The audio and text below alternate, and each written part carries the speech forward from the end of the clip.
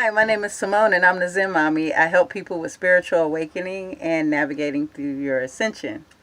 And today I want to talk about Zen. So I want to talk about Zen today because number one, I am the Zen Mommy.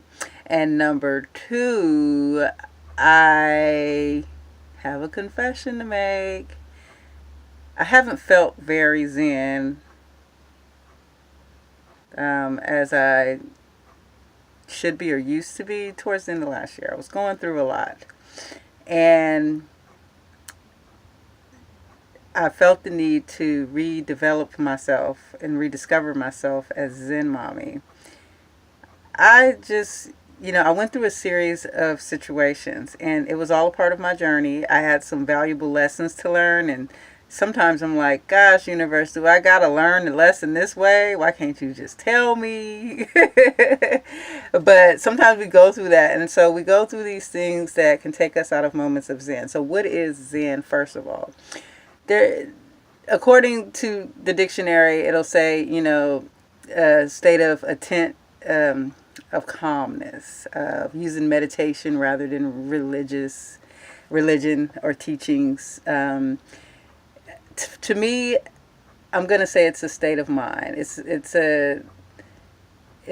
like a meditative state of mind. It's a way to, I want to say, it's a way to live your life. But it's not an easy journey. So I guess I really want to talk about like the monk's journey compared to our journey in this ascension. That what is that like? A monk, they make a decision. They're committed to meditation, to being Zen, like 24/7. They cut off families. They cut off. They don't have families. They don't have the need for working and natural things, clothes and whatnot. But they can completely focus on meditation and enlightenment, and they can reach higher states of consciousness uh, at a faster pace, of course, than we can in enlightenment. But say you're on a journey like me. I'm a mommy. I have kids.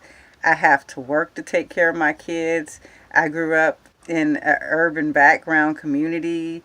I haven't had a Zen life being raised. I've been raised in lots of different foster homes with lots of different lower vibrational energy.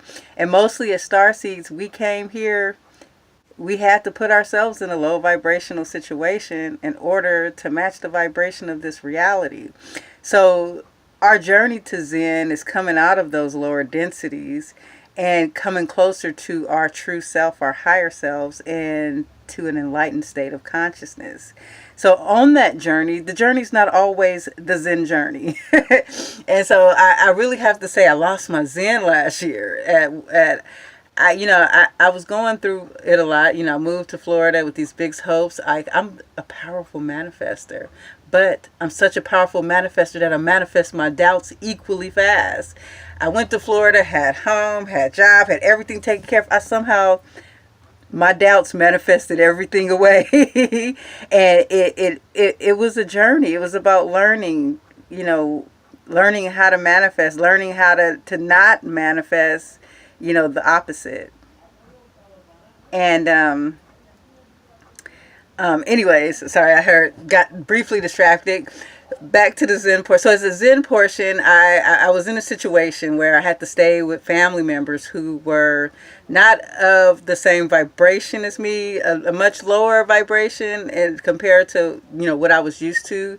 And the family members were quite argumentative. This was like a natural way of life for them, is to be upset, to argue, and then talk later. And to me, like, I have been raised, in different hostile environments for foster care, and to see that, it jarred me. But eventually, being in that vibration, like being a higher dimensional being, you can only hang in these lower vibrational densities for so long.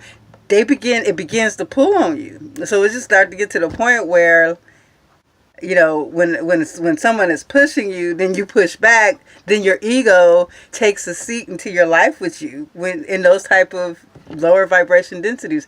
And I had gotten to a point where like, what am I doing? Like, I write, the videos how to deal with difficult people, but sometimes when we're in that situation, sometimes we give in to the ego. Sometimes we give in. And so thinking about how I gave in on several situations because I got angry. I didn't let the Zen me, go through. I just wanted to talk about, like, our journey, of course, is different than the monk's journey that actually takes themselves out of these environments that causes this hostile.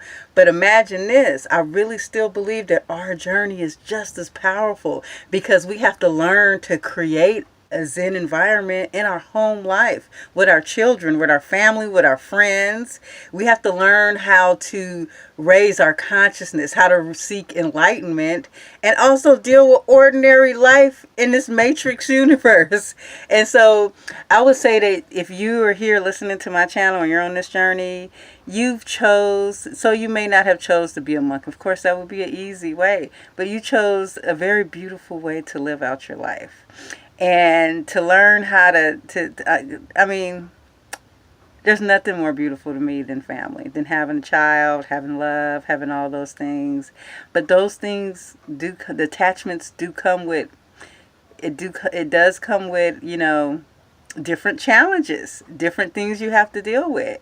But I just really feel like that expands your consciousness as an individual, as an individual soul, on how to deal with certain situations. And if you can go through all of that and find your way to Zen, if you can find the lotus, it floats in muddy waters and it's at ease. It's the most beautiful flower and it just sits there. The muddy flowers do nothing to the lotus. And I was going through this, I think, a couple weeks ago. I moved into this area where there's a lot of construction going on. There's a lot of mess around, but it's just a temporary space I'm living at. And one day I opened my door and I looked out and I saw in the middle of all of this construction mess was the willow tree. And the willow tree just looks peaceful and pleasant, unharmed, untouched. And I just felt the vibration of this tree communicated with me. Like, you can do this, girl. And you can. And so I think about that a lot, because I call myself Zen Mommy. I want to live up to that. But I have to tell you that Zen Mommy is a journey. Okay? I'm becoming the best version of myself. And I'm becoming... I'm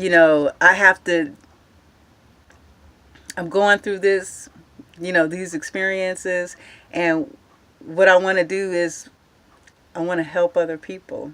I want to help raise the vibration of humanity. I want to help raise consciousness. I want people to know that, we can have the beautiful, peaceful, ideal life as a monk. Maybe not every day, 24 hours a day, but if you learn how to be like the lotus, you learn how to detach and check out and have your moment of silence, of meditation, whatever you want to call it. And meditation can be in a lot of forms. It doesn't just have to be on sitting in, in the lotus position. Of course, the lotus position definitely helps, but there are many, many ways we can meditate and have our Zen.